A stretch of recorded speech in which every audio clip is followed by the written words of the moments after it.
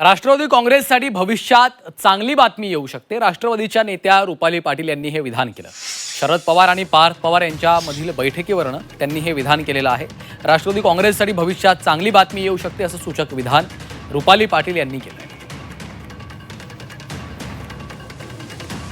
राजीवचंद्र साहेब पवार साहेब हे अत्यंत ज्येष्ठ नेते आहेत। माननीय अजितदादा असते तरीही ते अशाच पद्धतीने मोठ्या साहेबांशी बैठका घेणे, चर्चा करणे या सगळ्या गोष्टी चालूच असायच्या।